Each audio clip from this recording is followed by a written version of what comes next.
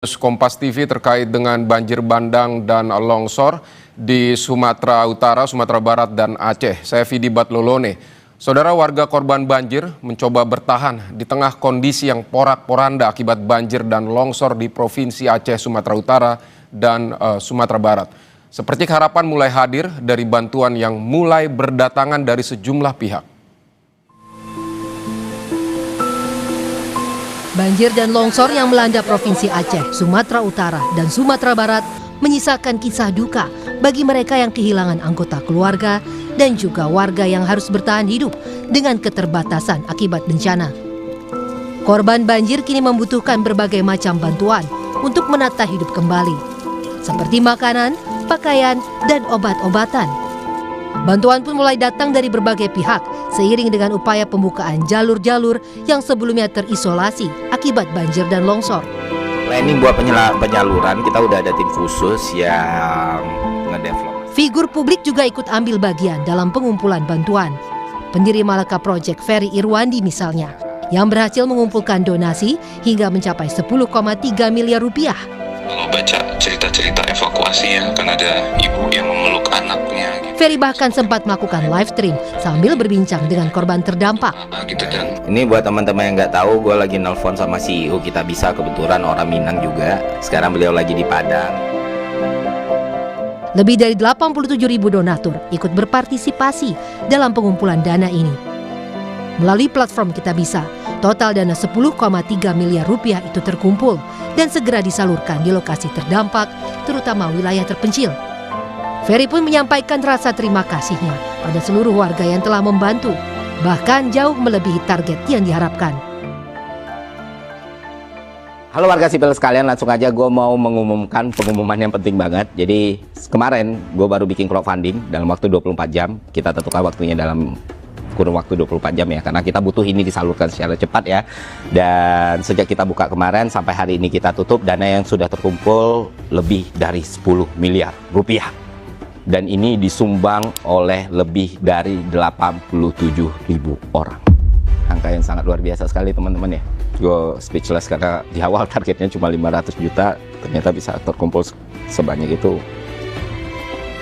Gokil lah, masyarakat Indonesia gokil banget.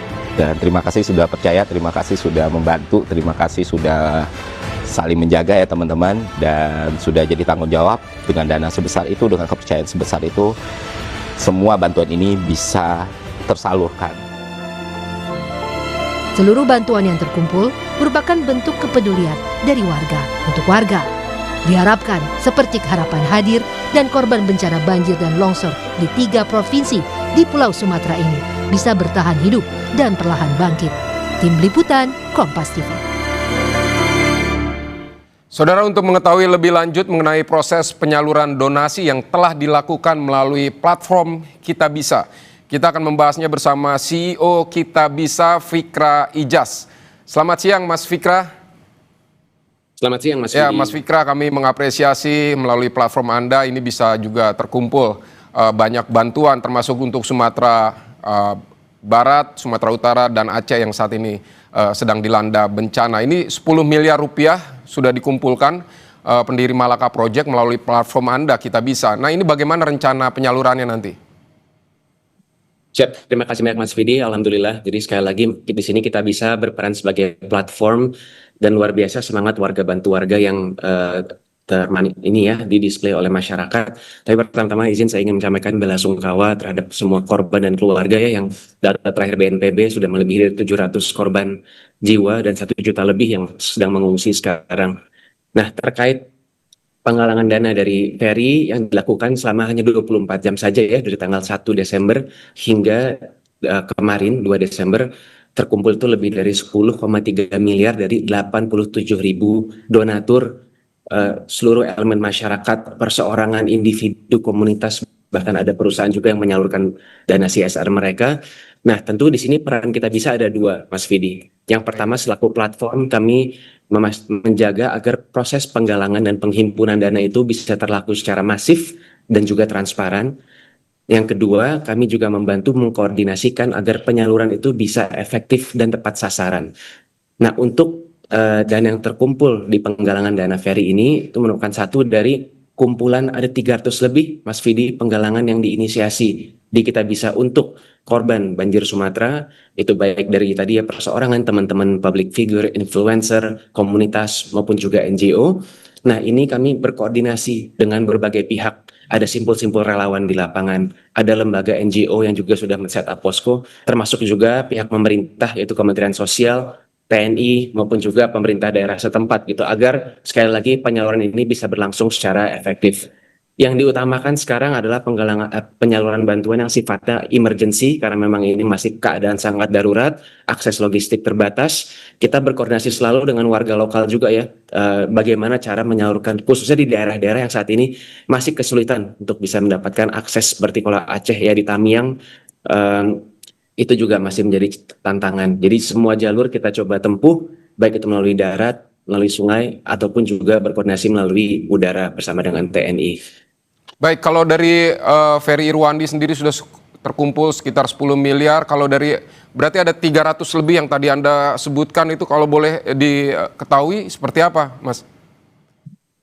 Baik, tadi kalau untuk penggalangannya Ferry Irwandi yang sudah ditutup itu memang dia ada link sendiri ya, kitabisa.com/bantu Sumatera kita. Namun tadi di Kitabisa saat ini yang sudah terverifikasi ada 300 lebih penggalangan dana terkait korban banjir di Sumatera ini, Aceh, Sumatera Utara, dan juga Sumatera Barat. Secara total dana yang sudah terhimpun saat ini sudah melebihi 31 miliar dari 370.000 lebih orang baik ya, donatur yang menunjukkan semangat warga bantu warga ini. Dan sekali lagi semua dana ini kita akan koordinasikan penyalurannya agar bisa terlaksana secara cepat, efektif, dan juga tepat sasaran, Mas Vidi. Baik, selama ini perjalanan untuk menyalurkan bantuan ke wilayah bencana yang Anda ketahui seperti apa, Mas?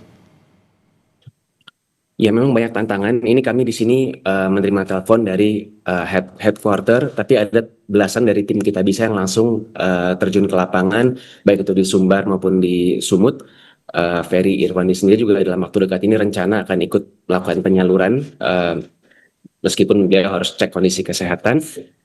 Kalau dari lapangan yang kami dapat informasinya memang masih banyak medan-medan yang sulit untuk ditembus ya. Kalau di Aceh tadi kembali di area Tamiang, di area Kabupaten Langsa, itu perlahan sudah ada yang mau terbuka aksesnya, tapi masih banyak yang tentu saja belum mendapatkan logistik bantuan yang dibutuhkan. Jadi memang kita sekarang bisa lihat juga banyak ya dari footage yang ada di sosial media, yang ada di media-media bagaimana kondisi lapangannya.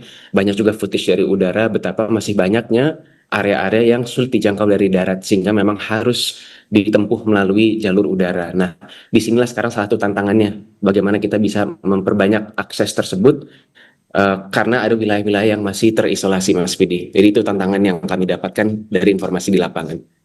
Baik, ini kan penyaluran bantuan ini kan berupa uang ya dari para donatur, terus kemudian kepada Ferry Irwandi 10 miliar. Terus kemudian nanti tim Kitabisa sendiri yang akan menilai begitu, kira-kira seperti apa bantuan yang harus diberikan dalam berupa apa, seperti itu atau seperti apa, Mas? Bisa dijelaskan? Baik. Tadi sekali lagi dalam hal penyaluran kita bisa di sini berkoordinasi secara aktif dengan simpul-simpul relawan setempat maupun lembaga-lembaga NGO. Ada 10 lebih lembaga NGO yang saat ini berkoordinasi aktif dengan kami. Ada 11 rumah sakit di wilayah Sumbar, Sumut, dan juga Aceh yang juga menjadi mitra koordinasi kami serta pemerintah setempat. Sekali lagi supaya kita bisa memahami kebutuhan masing-masing lokasi. Nah, untuk pengadaannya sendiri ada beberapa cara, Mas Vidi. Jadi jika diberangkatkan dari Jakarta, tentu logistiknya akan diadakan di sini dan dititipkan untuk berangkat bersama. Tapi lebih banyak yang sebetulnya langsung di lokasi setempat itu diadakan ya, untuk misalnya bantuan-bantuan pangan, bantuan paket sanitasi, obat-obatan maupun logistik posko seperti tenda-tenda dan lain-lain. Baik, Mas, kondisi mana saja yang Anda ketahui ini terparah sehingga membutuhkan bantuan yang cepat begitu? Ya, saat ini kalau informasi dari tim yang berkoordinasi di lapangan memang ada area-area spesifik seperti di Aceh. Tadi saya ulangi, ada Kabupaten Langsa, Aceh Tamiang, di Takengon juga Benar Meriah, Sumatera Utara itu khususnya di Tapanuli Selatan, spesifiknya di Batangboru juga Padang Sidempuan. Dan di Sumatera Barat penyaluran ini sedang diutamakan di daerah Agam ya, Palembayan, Padang Panjang, dan juga Tanah Datar. Itu kalau nggak salah di sana yang jumlah korbannya juga terbesar. Oke, dan bantuan apa saja Mas yang paling krusial yang dibutuhkan para korban? Ya, untuk fase saat ini Mas Vidi memang masih seputar kedaruratan ya, emergency needs seputar bahan pangan. Ini karena akses pangan kita lihatnya masih sangat terbatas. Sanitasi, hygiene kit, gitu ya, semua hal yang yang berkaitan dengan keseharian masyarakat di sana yang sedang kesulitan untuk mendapatkan akses. Baik. Dan juga ini kan teman-teman simpul relawan, NGO masih juga men-setup ini ya dan mengoperasionalkan posko. Maka juga kebutuhan-kebutuhan masing-masing posko inilah yang saat ini menjadi perhatian utama gitu untuk penyaluran donasi. Oke, kalau kesulitan dalam penyaluran bantuan berarti hanya soal akses yang susah atau seperti apa, Mas?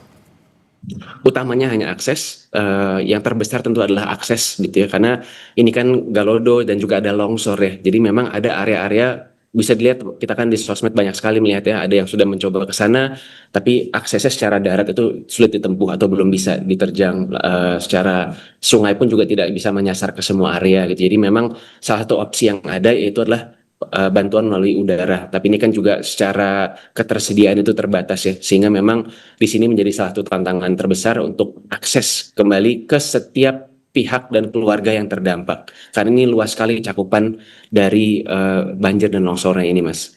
Baik, Mas Fikra, CEO Kitabisa, terima kasih untuk penjelasan Anda di Kompas TV. Semoga apa yang Anda lakukan dan juga para donatur untuk menyumbang ini bantuan bisa segera sampai dan bisa digunakan oleh para korban bencana alam di Aceh, Sumatera Barat, dan Sumatera Utara. Mas Fikra, terima kasih banyak. Amin ya rabbal alamin. Terima kasih Mas Vidi. Selamat siang. Saudara, Dewan Perwakilan Daerah atau DPD melalui ketuanya Sultan Bakhtiar Najamuddin mendorong pemerintah pusat menaikkan status bencana banjir bandang dan longsor di 3 provinsi Pulau Sumatera. Kita akan kembali usai jeda.